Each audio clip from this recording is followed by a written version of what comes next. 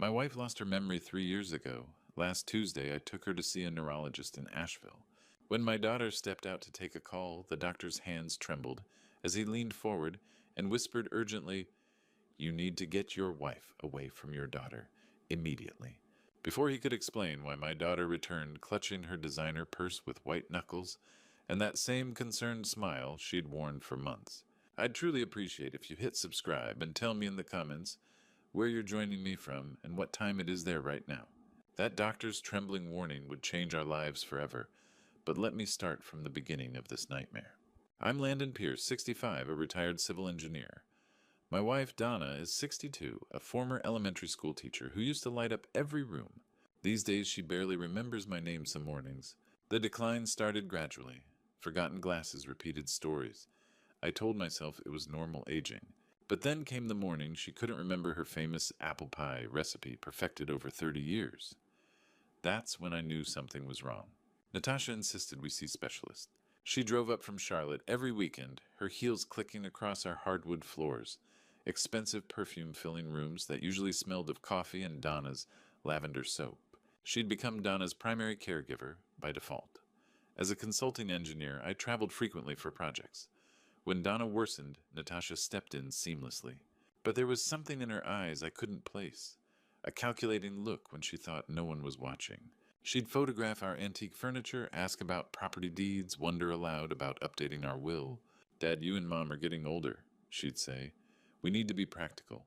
Power of attorney. "What happens if you can't make decisions?" I always changed the subject. Those conversations made my skin crawl.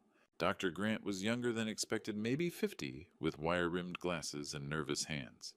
He'd been highly recommended, supposedly one of the best neurologists in western North Carolina. He examined Donna with us present. "Memory tests, coordination, checks questions," she answered with increasing confusion. "What year is it, Mrs. Pierce?" 2021. "Who's the president? Obama or Bush?" My throat tightened. It was 2024. Dr. Grant made urgent notes, hands trembling. "Mr. Pierce, I'd like additional tests. This memory loss is progressing faster than typical decline." He glanced at Natasha. "I need to review her complete medication history. Drug interactions can accelerate cognitive symptoms. Mom barely takes anything," Natasha said lightly. "Just blood pressure pills and vitamins." "Who manages her medications?" "Natasha does," I said. "She organizes Mom's weekly pill case. She's been incredibly helpful." Something flickered across his face. Alarm. Before I could interpret it, Natasha stood abruptly. "Sorry, I need to take this call." She glanced at her phone, though I hadn't heard it ring. "I'll be right back." The moment the door closed, Dr. Grant's demeanor transformed. He leaned forward, knuckles white against his desk. "Mr. Pierce," he whispered urgently, "you need to get your wife away from your daughter. Immediately." My heart raced. "What are you talking about?" "The medication records the decline pattern, the timeline. I've seen this before. Certain substances can induce symptoms identical to dementia.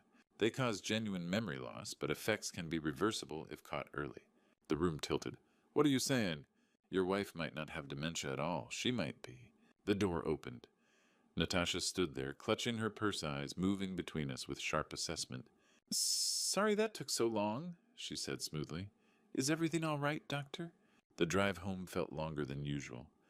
I kept glancing at Natasha in the passenger seat, Dr. Grant's urgent whisper echoing in my mind. She sat, rigid fingers drumming against her leather purse, checking her phone every few minutes with nervous energy I'd never seen before. "Everything okay, sweetheart?" I asked, trying to keep my voice casual. "Just work stuff, Dad. You know how it is." But her laugh sounded forced brittle. She clutched that purse like her life depended on it. Back at our house on Sunset Ridge Drive, Natasha immediately went to the kitchen where she kept Donna's medications organized in a weekly pill dispenser. I watched from the doorway as she methodically sorted tablets into tiny compartments, her movements precise and practiced. "Mom, time for your evening pills," she called out sweetly. Donna shuffled in, wearing her favorite cardigan, the one with small roses that she'd owned for 15 years. She took the pills without question, trusting as a child. The sight made my stomach turn for reasons I couldn't yet articulate. "I think I'll make some tea," Natasha announced. "Dad, why don't you help Mom get settled in the living room?" As I guided Donna to her recliner, fragments of the past 3 years began reassembling in my mind like pieces of a disturbing puzzle. Before her decline, Natasha visited maybe once a month, usually for holidays or special occasions. But as Donna's condition worsened, those visits became weekly, then twice weekly. I'd been grateful then. What loving daughter wouldn't want to spend more time with her ailing mother? Now I remembered other details. How Natasha always insisted on handling Donna's medications. How she'd grown defensive when I suggested we try a different doctor. How she'd pushed for me to travel more, taking on longer consulting contracts. Dad's expertise is in such demand, she'd tell people. Mom and I manage just fine while he's away. The financial troubles had started around the same time. Natasha's messy divorce from Marcus had dragged on for 18 months, bleeding her savings dry. Her ex-husband's lawyer had been ruthless, claiming she'd hidden assets. The settlement left her with crushing debt. $180,000 she'd confided to me, last Christmas tears streaming down her face. I don't know how I'll ever dig out of this hole, Dad. The creditors are calling constantly. I'd offered to help then, but she'd refused. I'm a grown woman. I'll figure it out. Now, watching her move through our kitchen with practiced familiarity, I wondered exactly how she'd planned to figure it out. I'm going to take a quick shower, Natasha announced after settling Donna with her tea. That hospital smell just clings to everything. The moment I heard water running upstairs, something compelled me toward her purse. It sat on the kitchen counter where she'd left it, expensive Italian leather that must have cost more than she could afford in her current situation. My hands shook as I opened the clasp. I'd never violated my daughter's privacy before, never had reason to doubt her. Inside I found the usual items: wallet, keys, lipstick, breath mints. But tucked into a side compartment, wrapped in a silk scarf, was a small amber prescription bottle. The label had been partially torn off, but I could make out part of the drug name and the crucial detail that made my blood run cold. Diazepam, veterinary use only. Veterinary use only? I stared at the bottle, my engineer's mind processing the implications with horrible clarity. This wasn't medication for humans. This was something designed for animals, something that had no business being anywhere near my wife. The shower was still running upstairs. Donna sat peacefully in the living room, humming an old song she used to sing to our children. And in my trembling hands was evidence that the daughter I'd raised, the little girl who used to braid dandelions into crowns, had been systematically poisoning her own mother. What kind of monster drugs their own mother? The next morning found me at the Asheville Public Library, before opening pacing like a man possessed. Sleep had been impossible. That amber bottle haunted me. Juniper Wells, the young librarian with purple streaks in her hair, unlocked the doors at 9 sharp. She'd helped with my engineering research before. Mr. Pierce working on another project. I need to research a medication. Diazepam, veterinary grade. Her eyebrows shot up, but she didn't ask questions. Within 20 minutes, we'd pulled up medical journals and pharmaceutical databases. What I learned made my hands shake. Diazepam was an animal sedative for anxious pets. In humans, especially elderly ones, it caused drowsiness, confusion, memory loss, and with prolonged use, symptoms virtually indistinguishable from dementia. The effects were dose-dependent and crucially reversible if discontinued. This says prolonged use can cause permanent damage, Juniper noted quietly. Are you researching this for someone specific? Someone very close to me. Every symptom matched Donna perfectly. The gradual onset increasing confusion, lost pieces of herself over 3 years. Not Alzheimer's, systematic poisoning. How long for recovery if someone stopped taking this? This study shows cognitive improvement within 24 to 48 hours. Significant recovery over weeks. I printed everything and drove home with a plan. If Donna was being drugged, stopping the medication should prove it. Back home, Donna sat staring blankly at an incomplete crossword. Natasha had returned to Charlotte, wouldn't be back until Friday to refill the pill organizer. I had 3 days. That afternoon I examined Donna's pills. 7 compartments each with 4 tablets. I recognized legitimate prescriptions. Blood pressure, cholesterol. But 2 others were unfamiliar. Small blue pills not from any prescription I'd authorized. Using my workshop magnifying glass, I found tiny markings. DZ5, diazepam 5 milligrams. I replaced them with similar vitamins, heart pounding. In a way, I was diffusing a bomb. Before dinner, I visited Augustus Vale next door. Augustus was 73, a retired police detective with sharp instincts. Gus, hypothetically, if someone discovered family poisoning, what's the smartest approach? Augustus studied me carefully. Hypothetically, get proof first. Document everything. And be very careful. People who poison don't usually stop at one victim when threatened. That evening, Donna took her modified pills without question. I watched for changes, signs my theory might be correct. 24 hours later, I was reading when Donna appeared in the doorway, more alert than I'd seen in months. She held the crossword puzzle, several clues completed in her familiar handwriting. "Landon," she said, and something in her voice made me look up. Her eyes were clearer, more focused. "Why do I feel so sharp today? 48 hours without the hidden medication transformed my wife. Not because she'd changed, but because I was finally seeing the real Donna, after 3 years of watching her fade. Thursday morning, she was up before me, something that hadn't happened since her decline. I found her cooking breakfast, humming an old Carole King song. The smell of bacon filled the air. "Morning, sweetheart," she said, turning with a smile that reached her eyes. "I thought I'd make your favorite. Remember how you said my scrambled eggs were better than restaurants?" I did remember. More importantly, she remembered. "How are you feeling today?" She paused, considering seriously. "Different. Like I've been walking through fog and suddenly the sun came out." She looked concerned. "Landon, something's been wrong with me, hasn't it? Really wrong?" I sat at our kitchen table, the same one where we'd shared thousands of meals over 4 decades. How could I tell her our daughter had been poisoning her? "What do you remember about the last few years?" Pieces. Fragments. Like trying to remember a dream. She served eggs confidently. "I remember feeling lost constantly, scared, like I was disappearing bit by bit." Her voice broke. "I remember you looking at me with such sadness. The woman across from me was my Donna, the teacher who'd helped hundreds of children learn to read. She'd been there all along, trapped behind chemical fog. I kept trying to tell you something was wrong, but words wouldn't come right. I'd forget mid-sentence." She took my hand. I felt like I was drowning Landon, sinking deeper every day, unable to call for help. My throat tightened. "You're not drowning anymore." "No, I'm not. But how did I get better so suddenly?" "What changed?"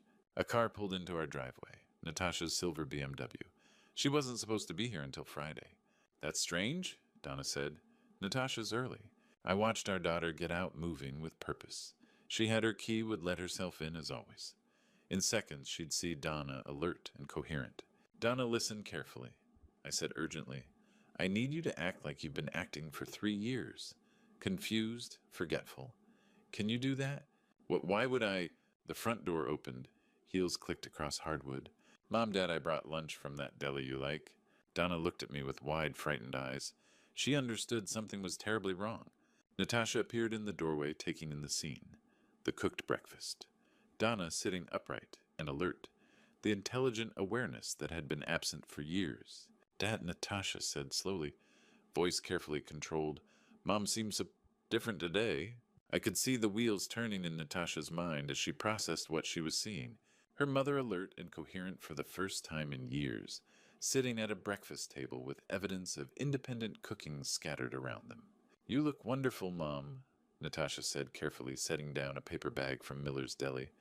"But you must be tired from all this activity. Why don't you take your morning medication and rest?" She moved toward the kitchen counter where Donna's pill organizer sat, but I was faster. "She doesn't need those pills." Natasha's hand froze halfway to the dispenser. "Dad, Mom needs her medication. You know that. Dr. Grant specifically said—" "What medication, Natasha?" I stood between her and the pills. "Describe exactly what you've been giving your mother." Something shifted in her expression. The concerned daughter mask slipped, just slightly. "Her prescriptions. Blood pressure, cholesterol, the supplements for her memory." "Memory supplements." I pulled the amber bottle from my pocket, the one I'd found in her purse. "Like this?" The color drained from Natasha's face as she recognized the veterinary diazepam. For a moment, the only sound was Donna's sharp intake of breath as she read the label. "Where did you get that?" Natasha's voice was barely a whisper. "From your purse. The same purse you clutched like a lifeline at Dr. Grant's office." I held up the bottle. "Diazepam, veterinary use only. Want to explain why you're carrying animal tranquilizers?" "Dad, you don't understand." "I understand perfectly. You've been drugging your mother for 3 years, systematically poisoning her to make her seem incompetent, while you positioned yourself as the devoted caregiver." Natasha's composure cracked completely. Tears streamed down her face as she sank into a kitchen chair. "I never meant for it to go this far. It started small, just to slow her down a little, make her more manageable while you were traveling. Manageable! Donna's voice was horrified. I'm your mother, not a pet. I was drowning. Natasha's voice rose to near hysteria. The divorce, the legal fees, Marcus cleaned out our accounts and left me with nothing. 180,000 in debt creditors calling, constantly threatening to garnish my wages, take my condo. She looked between us desperately. I saw how much this house was worth, how much you had saved. I thought if Mom needed more care, if she had to go into a facility, maybe we could work something out with the finances. Just temporarily, until I got back on my feet. So you decided to create the need for that care, I said, disgust thick in my voice. I researched it carefully. Small doses, nothing that would really hurt her. Just enough to make her seem confused, forgetful. She was sobbing now, but it got worse and I couldn't stop.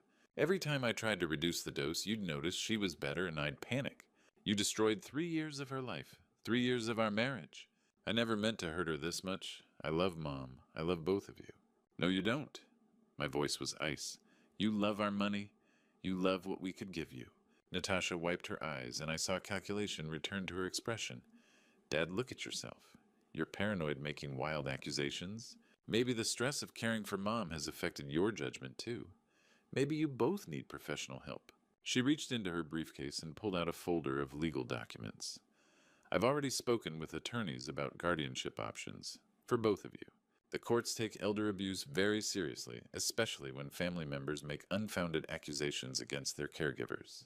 The threat hung in the air like poison gas. She'd already planned for this contingency, already prepared to paint me as an unstable elderly man, making delusional accusations against his devoted daughter. Get out of my house. Dad, you're not thinking clearly. Get out. I roared louder than I'd raised my voice in 20 years. You are not welcome here anymore. You don't have keys. You don't have permission.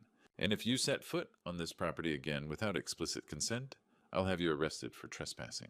Natasha gathered her things with shaking hands. At the doorway, she turned back one last time. This isn't over. I'm still your daughter, and Mom is still my mother. A judge will see that I'm the only one trying to help. The door slammed behind her, leaving Donna and me alone in the wreckage of our family. The morning after Natasha's threats, I sat in Thornton Blackthorn's law office, clutching evidence that could destroy my daughter's life. Thornton was everything Augustus had promised. Sharp, experienced, unafraid of family drama. Mr. Pierce, this constitutes serious felony charges. Elder abuse fraud, potentially attempted murder. But we need ironclad evidence. What kind? Medical proof your wife was systematically drugged. Documentation of financial motive. Expert testimony. He leaned forward. We need to prove this was deliberate and ongoing. That afternoon, Donna and I sat at Mission Hospital while technicians drew blood for comprehensive toxicology screening. Results within 24 hours, they explained. Dr. Grant met us the next morning, expression grave. Mrs. Pierce, your blood shows significant diazepam levels consistent with regular dosing over years. The concentration suggests approximately 5 milligrams daily for months. He turned to me. This confirms systematic poisoning. The dosage was calculated to cause cognitive impairment without obvious overdose symptoms. Quite sophisticated in its cruelty. Can you document this? Absolutely. I'll prepare a detailed medical report confirming Mrs. Pierce was deliberately drugged to simulate dementia. My phone buzzed. Dominic landing at Asheville 3 p.m. What the hell is going on? I'd called my son the night before, finally revealing the truth. The silence had stretched nearly a minute before he'd whispered, I'll be on the first flight. Dominic arrived looking age overnight. At 35, he was usually California health and optimism personified. Today, he looked haunted. Dad, please tell me this is a mistake. Natasha didn't actually poison Mom. I handed him medical reports, the veterinary bottle, library research. He read everything twice, growing paler. Jesus Christ. She's been slowly killing Mom for 3 years. He looked at Donna. Mom, remember me visiting Christmas? You barely recognized me. I thought you were just getting old. I remember pieces, Donna said softly, like looking through thick glass. I knew I should recognize you, but couldn't reach the memory. Dominic broke down sobbing like the little boy who'd run to his mother with scraped knees. I should have questioned why she deteriorated so fast. Detective Sarah Morrison arrived at 6 with 2 officers. She'd reviewed everything medical reports, veterinary, medication, Dr. Grant's testimony, Natasha's financial records. Mr. Pierce, we have enough for elder abuse fraud and reckless endangerment charges. The DA is considering attempted murder depending on case development. My heart hammered. What happens now? We need formal statements from you and Mrs. Pierce. Dr. Grant provided expert testimony. With this evidence, we can obtain an arrest warrant immediately. I thought about the little girl on my shoulders at county fairs who'd cried stepping on butterflies, who'd hugged me tight every bedtime. She's still my daughter. Augustus placed a firm hand on my shoulder. Landon, you're not destroying your daughter. You're protecting your wife. Sometimes that's what love requires. Detective Morrison closed her notepad. The warrant has been issued. We'll arrest her tomorrow morning. Friday morning arrived with deceptive normalcy. Donna was in the garden tending to her roses with steady hands for the first time in years. I was reading the newspaper when I heard the familiar sound of Natasha's BMW pulling into our driveway. She walked up to the front door with her usual confident stride designer purse, slung over her shoulder, carrying a bag from the pharmacy. Everything about her demeanor suggested she believed yesterday's confrontation had been successfully managed, that her threats had intimidated me into silence. Morning, Dad, she called through the screen door. I brought Mom's new prescription. The doctor said it might help with her recent confusion. I didn't answer. Through the window, I could see 2 unmarked police cars parked discreetly down the street, waiting for my signal. Natasha let herself in with her key, moving toward the kitchen where she'd always prepared Donna's medications. Where's Mom? She should take these right away. She's outside, I said quietly. Something in my tone made her pause. She looked at me more carefully, taking in my expression the way I sat rigidly in my chair. Dad, you seem tense. Are you feeling all right? Before I could respond, there was a firm knock at the front door. Detective Morrison's voice carried through the wood. Asheville Police Department. The color drained from Natasha's face as the reality hit her. The pharmacy bag slipped from her fingers, pills scattering across our hardwood floor. No, she whispered. Dad, you didn't. I opened the door to let Detective Morrison and Officer Williams inside. They moved with professional efficiency, but their expressions were grim. Natasha Pierce, Detective Morrison said formally, you're under arrest for elder abuse fraud and reckless endangerment in connection with the systematic drugging of Donna Pierce. You have the right to remain silent. Officer Williams continued producing handcuffs. Anything you say can and will be used against you in a court of law. Natasha's composure shattered completely. She fell to her knees on our living room floor, sobbing with a desperation I'd never seen from her. Daddy, please, she begged, using the name she hadn't called me since childhood. Please don't let them take me. I'm sorry. I'm so sorry. I never meant for it to go this far. The sound of her childhood nickname cut through me like a blade. This was my little girl, the one who'd insisted on wearing princess dresses to the grocery store, who'd made me tea parties with imaginary friends. Donna appeared in the doorway from the garden dirt still on her gardening gloves, taking in the scene with growing horror. That's my baby girl, she whispered, moving toward Natasha instinctively despite everything. Ma'am, please step back, Officer Williams said gently but firmly as he helped Natasha to her feet and secured the handcuffs. Dominic had been waiting in the kitchen, unable to watch, but unable to leave. He emerged now, his face etched with guilt and grief. Natasha, I'm sorry, he said. I should have seen what was happening. I should have protected Mom sooner. This isn't your fault, Dom. Natasha managed through her tears. It's mine. All of it. As they led her toward the door, she turned back one last time. Mom, I love you. I know you can't forgive me, but I love you. Donna was crying, now too torn between the daughter she'd raised and the woman who'd stolen 3 years of her life. The neighbors had gathered on their porches drawn by the police cars. Mrs. Henderson, from across the street, stood with her hand over her mouth, in shock. The Johnsons whispered urgently to each other, their children peeking out from behind their legs. I watched through the window as they helped Natasha into the back of the patrol car, her designer clothes, and perfect makeup, a stark contrast to the handcuffs and tears. The little girl who'd once caught fireflies in mason jars was gone, replaced by someone I barely recognized. I've lost my daughter to save my wife, I said aloud, the words tasting like ash. Augustus appeared at my side, having witnessed everything from his own porch. You did what you had to do, Landon. Sometimes protecting the people we love means making impossible choices. Detective Morrison handed me a business card before leaving. The trial is scheduled for next month, Mr. Pierce. We'll need you and Mrs. Pierce to testify. The Buncombe County Courthouse buzzed with quiet tension on a gray October morning. I sat in the front row beside Donna, both of us dressed in our Sunday best, watching our daughter enter the courtroom in an orange jumpsuit that made her look younger and more vulnerable than her 38 years. Natasha's attorney, Damien Rothschild, was everything I'd expected from someone charging $500 an hour, expensive suit, silver hair, and the kind of confidence that comes from winning cases that should have been lost. He'd flown in from Charlotte specifically for this trial, hired with money Natasha somehow still had access to. Thornton Blackthorne sat at the prosecutor's table, our evidence organized in neat manila folders. Over the past month, he'd become more than our lawyer. He'd become our advocate, someone who understood that this case was about more than legal precedent. The state will prove, Thornton began in his opening statement, that Natasha Pierce systematically poisoned her mother over a period of 3 years, using veterinary-grade sedatives to simulate dementia, while positioning herself to inherit the family's substantial assets. He held up the amber bottle that had started everything. This medication designed for anxious animals was administered daily to Donna Pierce, causing memory loss, confusion, and 3 years of stolen life. Dr. Grant took the witness stand with the gravity of someone who understood his role in this tragedy. The blood work conclusively shows diazepam levels consistent with regular deliberate dosing. This wasn't accidental or medicinal. This was systematic poisoning designed to incapacitate. In your professional opinion, Dr. Grant, was this attempted murder? It was attempted destruction of a human mind.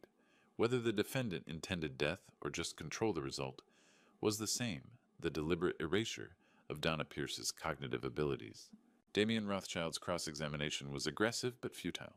The evidence was overwhelming: the medication bottle with Natasha's fingerprints, the blood tests, the financial records showing her crushing debt, and most damning of all, the dramatic improvement in Donna's condition once the drugging stopped. When it came time for Natasha to speak, she surprised everyone by standing without prompting. "Your Honor, I want to change my plea to guilty." Rothschild grabbed her arm, whispering urgently, but she shook him off. "I did everything they said I did. I drugged my mother for 3 years because I was desperate and selfish and thought I could get away with it." Her voice cracked.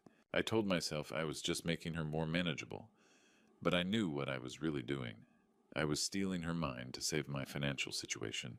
She turned toward our section of the courtroom, tears streaming down her face. "Mom, I'm sorry. I know those words don't mean anything after what I've done, but I need you to know that I never stopped loving you, even when I was hurting you. Dad, I'm sorry for destroying our family. I'm sorry for making you choose between your wife and your daughter." Judge Patricia Winters, a stern woman in her 60s who'd seen every kind of family destruction imaginable, showed no emotion as she delivered the sentence.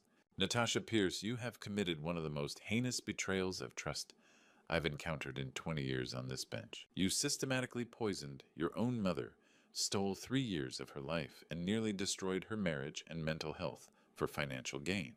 She paused, letting the weight of her words settle over the courtroom. "Aikia, I sentence you to 7 years in state prison, followed by 3 years of supervised probation. You will also pay full restitution for medical expenses, legal fees, and damages to your parents." The gavel's bang echoed through the silent courtroom like a gunshot. Donna broke down completely, then sobbing into her hands. "She's still my baby girl," she whispered over and over. I wrapped my arms around my wife, feeling the weight of everything we'd lost and everything we'd saved. "Justice has been served," I murmured into her hair, but the cost was too damn high. As they led Natasha away in shackles, she looked back one final time. Our eyes met across the courtroom, and for just a moment, I saw the little girl who used to fall asleep in my lap during bedtime stories. Then she was gone, and we were left to figure out how to rebuild our lives from the wreckage of our family. 6 months later, spring arrived early in Asheville, bringing renewal that mirrored our journey back to wholeness. I found Donna in our garden tending roses she'd stared at blankly for 3 years now, pruning with remembered expertise. "The soil's perfect this year," she said, eyes sparkling with intelligence I'd fallen in love with 42 years ago. "We'll have the best blooms ever." The transformation still amazed me daily. Her memory had returned almost completely, spirit restored. She was volunteering again at the Literacy Center, finding purpose in teaching. I'd retired completely after the trial, turning down contracts that would take me away. At 65, I'd learned no bridge was more important than the woman beside me at breakfast. I lost 3 years with you, I told her one evening. I'm not losing another day. Dominic had relocated from California to Charlotte, just 2 hours away. Guilt over missing the signs had transformed him into the son we'd hoped he'd become. He visited every weekend now. The warning signs were there, he'd said. I chose not to see them. Son, your sister fooled everyone. The important thing is we stopped her. We'd visited Natasha twice at the correctional facility. She looked smaller in prison uniform worn down by her choices. I dream about Mom's face when they put the handcuffs on, she'd said. I'll carry that image forever. Donna had reached across the table. I forgive you, Natasha. I don't understand what you did, and I'll never forget it. But I forgive you because you're still my child. That was 3 months ago. We hadn't returned since. Augustus continued being our rock, stopping by evenings to share beer and wisdom. The tragedy isn't that we trusted Natasha, he'd observed. The tragedy is she chose to exploit that trust, instead of honoring it. I'd started speaking at community centers about elder abuse warning signs. The response was overwhelming. Dozens shared similar concerns, asking for advice. Sometimes the greatest danger comes from those we love most, I'd tell audiences. Not because love is dangerous, but because it makes us want to believe the best about people, even when evidence suggests otherwise. The house felt lighter now. Donna's laughter filled rooms silent too long. Our marriage, tested by 3 years of confusion, had emerged stronger. We're survivors, Donna said, reading about a similar Tennessee case. Maybe our purpose is helping other families recognize what we missed. As I write this sitting where I first held that amber medication bottle, I'm struck by how much changes when we choose to see truth. Our family will never be the same. We'll always carry betrayal scars and grief over losing a daughter to her choices. But we're alive, we're together, and we're using our pain to protect others. Sometimes that has to be enough. Looking back at this true story, I realize how blind trust nearly destroyed everything I held dear. Don't be like me. Don't ignore the warning signs when someone you love starts changing. I trusted completely because Natasha was my daughter, but God teaches us to be wise as serpents and gentle as doves. The hardest lesson from our grandpa stories isn't about recognizing poison in pill bottles. It's about recognizing when love becomes manipulation, when care becomes control. I spent 3 years watching my wife disappear, telling myself it was natural aging when every instinct screamed something was wrong. God gave me that moment with Dr. Grant for a reason. His whispered warning through a trembling physician who risked everything to tell the truth. But I almost missed it because I couldn't imagine my own child capable of such betrayal. Don't make my mistake. When medications multiply without explanation, when someone insists on controlling all medical decisions, when a family member suddenly becomes indispensable while others are pushed away, pay attention. These aren't coincidences in grandpa stories like mine. They're red flags written in invisible ink. This true story taught me that protecting our loved ones sometimes means protecting them from family. God doesn't promise us easy choices, only the strength to make necessary ones. I nearly lost Donna forever, because I loved Natasha too much to see her clearly. Trust but verify, love but stay vigilant. And remember, the greatest betrayals often come wrapped in the language of care. Our true story proves that even in the darkest family, betrayal's grandpa stories can have endings where justice prevails and love survives, though forever changed. If this story resonated with you, please share it with someone who needs to hear it. Hit that subscribe button to join our community of survivors and protectors. And tell me in the comments, have you ever had to choose between family loyalty and protecting someone you love? Your story might save another family from walking this painful path.